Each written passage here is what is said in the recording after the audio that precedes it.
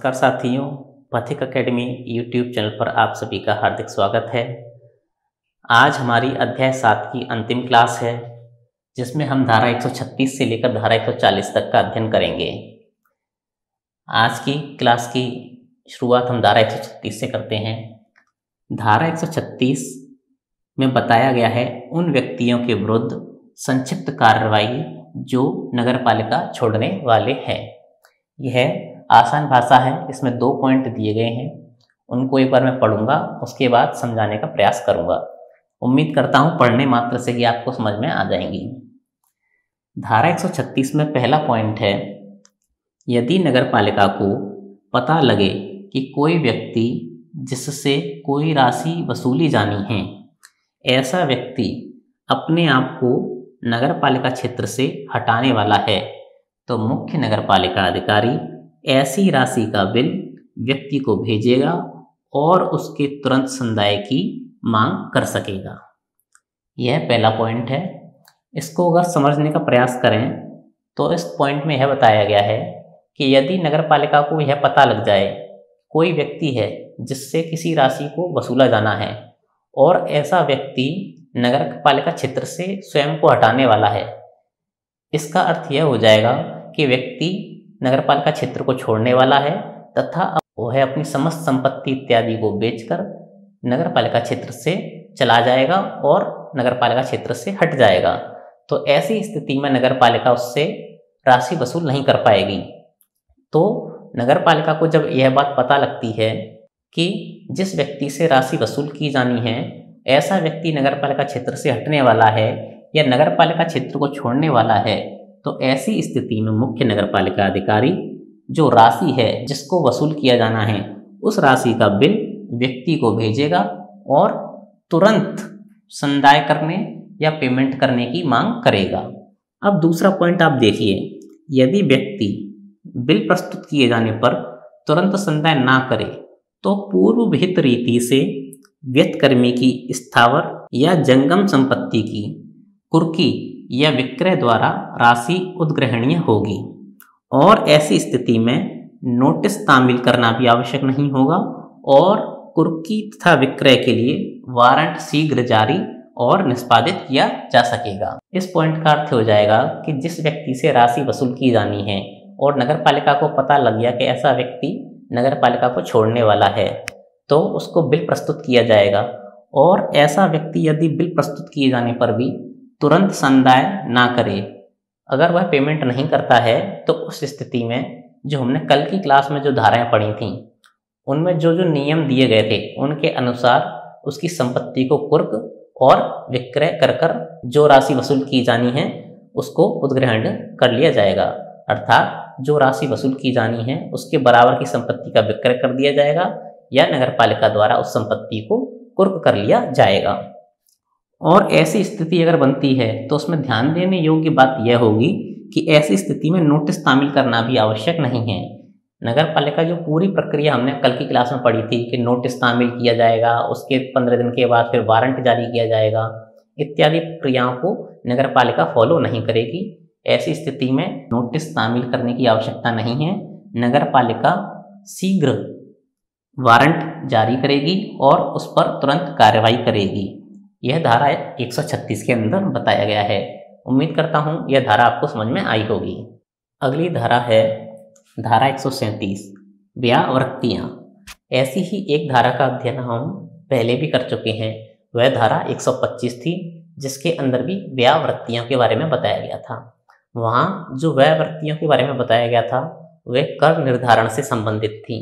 उसमें हमने पढ़ा था कि कर निर्धारण, कर परिवर्तन या कर के लिए कोई नोटिस जारी किया जाता है, उनमें यदि नाम, निवास स्थान, कारोबार, संपत्ति के ब्यौरे में यदि कोई लिखने में गड़बड़ हो जाए, मिसप्रिंट हो जाए, नाम गलत लिख जाए, तो ऐसी स्थिति में देय व्यक्ति अर्थात जिस व्यक्ति से कर वसूल किया जाना है, ऐसा व्यक्ति कर देने के लिए मना नहीं कर सकता है इस आधार पर कि उसका नाम गलत लिख दिया गया है, उसका एड्रेस गलत लिख दिया गया है इत्यादि।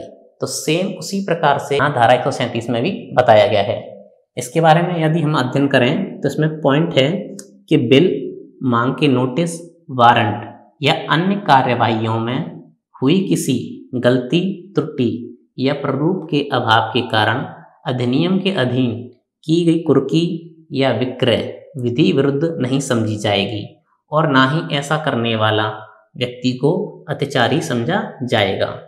अर्थात यदि किसी व्यक्ति को बिल प्रस्तुत किया गया है, मांग का नोटिस प्रस्तुत किया गया है या उसके खिलाफ वारंट जारी किया गया है, तो ऐसी स्थिति में उन दस्तावेजों में या लिखित जो डॉक्यूमेंट्स हैं उनमें किसी प्रकार की त्रुटि हो जाए, गलती हो जाए, मिसप्रिंट इत्यादि हो जाए, प्रारूप का अभाव हो और उस संबंध में यदि कोई कार्रवाई कर ली जाती है, जैसे किसी भवन या संपत्ति को कुर्क कर लिया जाता है, तो जो भवन और संपत्ति कुर्क कर लिया गया है उसको इस आधार पर अवैध नहीं ठहराया जा सकता है कि वहां नाम का गलत था या किसी अन्य प्रकार की त्रुटि थी, वह विधि विरुद्ध नहीं समझी जाएंगी। अर्थात जो संपत्ति कुर्क की गई है उसे विधि मान्य ही समझा जाएगा, कानूनी रूप से वह सही होगी, उसे किसी गलती या त्रुटि के कारण अवैध नहीं ठहराया जा सकता।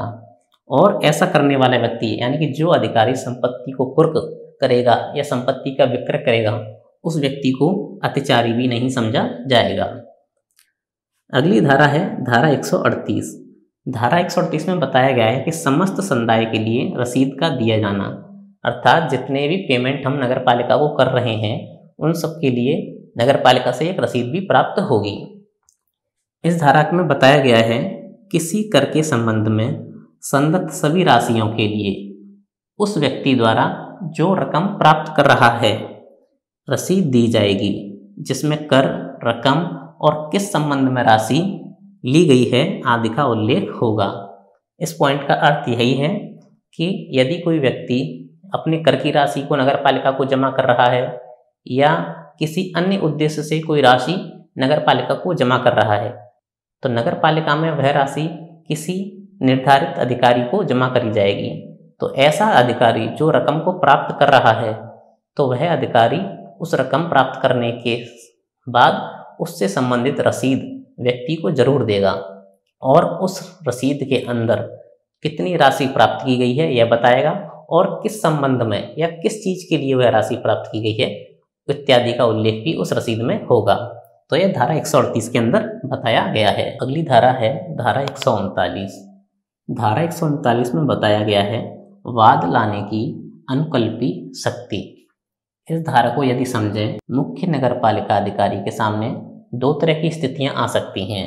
वो दो तरह की स्थितियां क्या होंगी कि कुर्की या विक्रय द्वारा कार्यवाही करने के बजाय, और दूसरी स्थिति है उसके द्वारा मांगी गई राशि को वसूलने में विफल होने की दशा में। यदि इस पॉइंट को समझें तो मुख्य नगर पालिका अधिकारी यदि किसी संपत्ति आदि की कुर्की या विक्रय नहीं करना चाहता है तो इसके बजाय वह क्या कर सकता है, दूसरी स्थिति कि मुख्य नगर पालिका अधिकारी द्वारा किसी राशि को वसूलने में यदि वह विफल रहता है, तो इन दोनों स्थितियों में मुख्य नगर पालिका अधिकारी होगा वह दायी व्यक्ति के विरुद्ध अधिकारता रखने वाले किसी सक्षम न्यायालय में वाद ला सकेगा। इसका अर्थ यह हो जाएगा कि मुख्य नगर पालिका अधिकारी दायी व्यक्ति के विरुद्ध किसी न्यायालय में वाद ला सकता है। और वह दो स्थितियां क्या होंगी कि यदि मुख्य नगर पालिका अधिकारी रकम वसूलने में विफल रहता है तब, या फिर वह भवन या संपत्ति की कुर्की और विक्रय करने के बजाय सीधे न्यायालय में वाद ला सकता है। जरूरी नहीं है कि वह कुर्की और विक्रय करे। उसके अलावा यदि वह कुर्की और विक्रय नहीं करना चाहता है या कोई कारण रहा है जिस वजह से वह संपत्ति को कुर्क और विक्रय नहीं कर पाता है, तो वह न्यायालय में वाद भी ला सकता है। धारा 139 में इसकी बात की गई है। आज की क्लास की और अध्याय 7 की अंतिम धारा, धारा 140, जिसमें करों के लिए भूमि, भवन आदि पर दायित्व के बारे में बताया गया है। इस धारा को हम एक बार पढ़ लेते हैं, फिर इसको समझने का प्रयास करेंगे। भूमियों या भवनों या दोनों पर अधिरोपित किसी कर के मध्य सोध्य समस्त राशियां और राज्य सरकार को सोध्य भू राजस्व यदि कोई हो तो उसके पूर्व समुदाय के अधीन रहते हुए ऐसे भवन या भूमि पर जिसके संबंध में ऐसा कर उद्ग्रहणीय है और ऐसी जंगम संपत्ति जो ऐसी संपत्ति पर पाई जाए और वह दायी व्यक्ति की हो, प्रथम प्रवार होगी। अब इस पॉइंट का यदि हम अर्थ समझें तो हम इस प्रकार समझ सकते हैं कि मान लीजिए कोई भूमि, भवन या कोई अन्य संपत्ति है जिस पर नगर पालिका कोई टैक्स वसूल करना चाहती है, या नगर पालिका का कोई कर है जो उस भूमि पर बकाया है, और हो सकता है उस भूमि पर राज्य सरकार का भी कोई कर, भू राजस्व बकाया हो। तो दो तरह की स्थितियां यहाँ दी गई हैं कि कोई भूमि या संपत्ति या भवन है जिस पर नगर पालिका का कोई कर बकाया हो, या फिर हो सकता है उस पर राज्य सरकार का भू राजस्व बकाया हो। यदि उस पर इस प्रकार का कोई बकाया है तो उसका पूर्व संदाय के अधीन रहते हुए ऐसे भवन या भूमि पर कर उद्ग्रहणीय होगा। तो जो भवन और भूमि है उससे ऐसा कर वसूल किया जाएगा या उद्ग्रहित किया जाएगा। और आगे इस पॉइंट में दिया गया है कि ऐसे भवन संपत्ति पर यदि कोई जंगम संपत्ति पाई जाती है और वह जंगम संपत्ति यदि दायी व्यक्ति की है, अर्थात दायी व्यक्ति ही उस जंगम संपत्ति का स्वामी है, तो ऐसी संपत्ति प्रथम प्रवार होगी। अर्थात उस कर को वसूलने के लिए या राज्य सरकार के भू राजस्व को वसूलने के लिए उस जंगम संपत्ति को सबसे पहले उद्ग्रहित किया जाएगा, अर्थात सबसे पहले उस संपत्ति को लिया जाएगा। यह पॉइंट किस संबंध में कहा जा रहा है, यदि हम इसको उदाहरण से समझें तो इस प्रकार समझिए कि मान लीजिए कि किसी व्यक्ति की भवन या भूमि या संपत्ति है, वह या तो किसी अन्य व्यक्ति को ट्रांसफर की जा रही है, अंतरित की जा रही है, या हो सकता है वह नगर पालिका द्वारा कुर्क की जा रही हो या नगर पालिका द्वारा विक्रय की जानी हो। तो इन सभी चीज़ों से पहले, अर्थात भूमि के बेचे जाने से पहले, भूमि के कुर्क होने से पहले या भूमि के विक्रय से पहले, उस भूमि पर जो भी टैक्स या भू राजस्व बकाया हो पहले उनको चुकाया जाएगा। उसके बाद भूमि को किसी अन्य व्यक्ति को बेचा जाएगा या भूमि को कुर्क किया जाएगा। और इसी संबंध में यह भी दिया गया है कि उस संपत्ति पर यदि कोई जंगम संपत्ति पाई जाती है जो दायी व्यक्ति की हो तो उसे सबसे पहले उद्ग्रहित किया जाएगा। उम्मीद करता हूँ ये समझ में आया होगा। इसे हम अभी धारा के अंत में एक बार पुनः समझने का प्रयास करेंगे। और अंत में एक पॉइंट और दिया है कि परंतु ऐसे कर की बकाया राशि किसी अधिभोगी जो स्वामी ना हो से वसूल नहीं की जाएगी। अर्थात यदि उस भूमि या संपत्ति का अधिभोग कोई और व्यक्ति कर रहा है जो उस भूमि या भवन का मालिक नहीं है या स्वामी नहीं है, तो ऐसे व्यक्ति से जो कर की राशि है वह वसूल नहीं की जाएगी। यह धारा 140 के अंदर दिया गया है। एक बार पुनः इसको समझने का प्रयास करें तो आप इस प्रकार देखें कि कोई भूमि या भवन है जिस पर नगर पालिका का टैक्स बकाया है या फिर हो सकता है राज्य सरकार का राजस्व बकाया हो, और यदि वह भूमि या भवन किसी अन्य व्यक्ति को बेचा जा रहा हो या नगर पालिका के द्वारा कुर्क किया जा रहा हो, नगर पालिका के द्वारा जब्त किया जा रहा हो, तो जब जब्त किया जाएगा या बेचा जाएगा उससे पहले उस भूमि पर जो टैक्स है वह चुकाया जाएगा। उसके बाद वह किसी अन्य व्यक्ति को हस्तांतरित की जाएगी या नगर पालिका द्वारा कुर्क की जाएगी। यदि आप इसको सामान्य उदाहरण से समझना चाहें तो इस प्रकार समझिए कि जैसे मान लीजिए आप किसी मकान, भूमि या संपत्ति को खरीद रहे हैं, तो जब आप खरीदेंगे तो उस भूमि पर जो टैक्स बकाया होगा पहले का, तो आप जो मालिक होगा उसका पुराना मालिक, उससे यह आग्रह करेंगे कि भाई आप अपना पहले पूरा टैक्स चुकाइए भूमि, उसके बाद यह भूमि मुझे बेचिए। क्यों? अगर भूमि आपके नाम ट्रांसफर हो गई तो उसके कर भी आपको देने पड़ेंगे। तो आप पहले ही क्लियर करके चलते हैं कि भूमि पर कोई टैक्स बकाया तो नहीं है, टैक्स इत्यादि सब भर दिए गए हैं, भू राजस्व भर दिया गया है। तो सारा जब अकाउंट क्लियर होता है उसके बाद वो भूमि आपको ट्रांसफर कर दी जाती है, तो आप भी फ्री रहते हैं, आपको किसी प्रकार का पुराना टैक्स नहीं भरना पड़ता है।